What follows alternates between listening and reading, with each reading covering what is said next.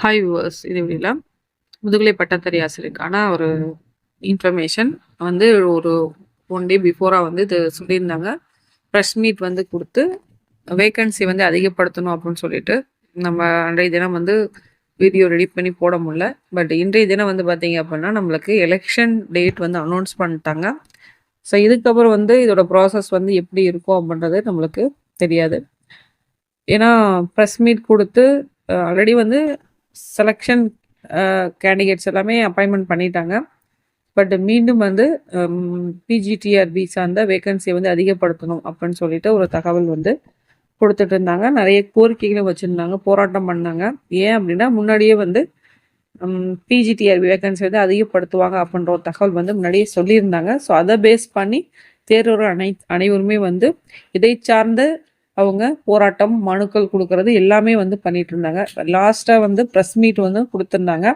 So இதுலேயும் வந்து vacancy வந்து அதிகப்படுத்தணும் அப்படின்னு சொல்லிட்டு.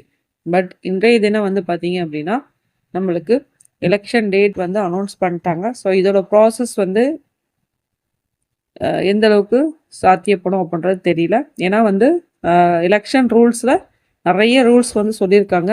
ஸோ அந்த ரூல்ஸ் பார்க்கும்போது ஸோ இதெல்லாம் வந்து கண்டிப்பாக வந்து பண்ண முடியுமா அப்படின்றது உங்களுக்கு தெரியாது. ஏன்னா எந்த ஒரு விஷயமே பண்ணக்கூடாது அப்படின்றத அவங்க சொல்லியிருக்கிறது. அது மட்டும் இல்லாமல் அந்த அசிஸ்டன்ட் ப்ரொபோசரோட வேக்கன்சி அதை ஃபில் பண்ணாமல் ஒரு 5 சப்ஜெக்ட்டுக்கு தான் வந்து இப்போ போட்டிருக்காங்க போஸ்டிங்கு. 5 சப்ஜெக்டில் வந்து பார்த்திங்கன்னா ஒரு 5 பேருக்கு நியமன ஆணை வந்து கொடுத்து ஆரம்பிச்சிருக்காங்க. ரிமைனிங் வந்து 43 சப்ஜெக்ட் இருக்குது. பட் அதுக்கும் என்ன ப்ராசஸ் வந்து நடைபெறல. ஆனால் பட்டு இது கண்டினியூ ஆகும் அப்படின்ற ஒரு செய்தித்தாள் நியூஸில் வந்து டிஆர்பி சார்ந்த உயர்நிலை அதிகாரி வந்து ஒரு சொல்லிருந்த ஒரு தகவல் வந்து இந்த ப்ராசஸ் வந்து கண்டினியூ ஆகும் அப்படின்ற ஒரு தகவலுமே அவங்க கொடுத்துருந்தாங்க.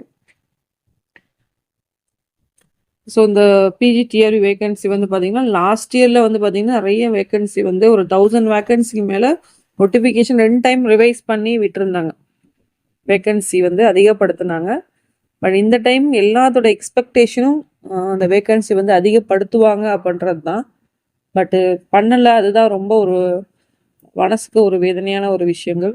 நிறைய பேர்த்துக்கு வாய்ப்புகள் வந்து குறைஞ்சிருச்சு. ஏன்னா மார்க்கே வந்து பார்த்திங்கன்னா எல்லா சப்ஜெக்ட்லையுமே மினிமம் மார்க் தான் வந்து கட் ஆஃப் வந்து வாங்கியிருந்தாங்க. மினிமம் மீன்ஸ் 110, 140, 15 தான் வந்து ஒரு சில சப்ஜெக்ட்லாம் வந்து மார்க் இருந்துச்சு.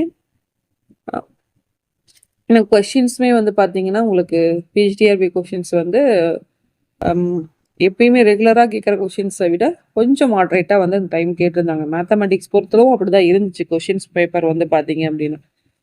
ஸோ அந்த சுச்சுவேஷனில் நிறைய பேர் வந்து தமிழ் எலிஜிபிலிட்டிலையும் பாஸ் ஆகி மார்க் வந்து ஓரளவு நல்ல மார்க்கும் ஸ்கோர் பண்ணி இல்லை 90 அபோவ் ஸ்கோர் பண்ணி ஏன்னா 90 அபோவ் ஸ்கோர் பண்ணவங்க போஸ்டிங்லையும் போயிருக்காங்க.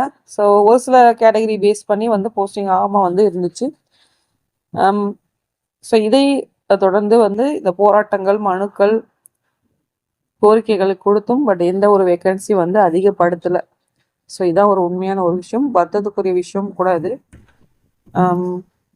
இது எந்த அளவுக்கு சாத்தியப்படும் அப்படின்றத வந்து நம்மளுக்கு வெயிட் பண்ணி பார்க்கலாம். நன்றி, வணக்கம். தேங்க்ஸ் ஃபார் வாட்சிங்.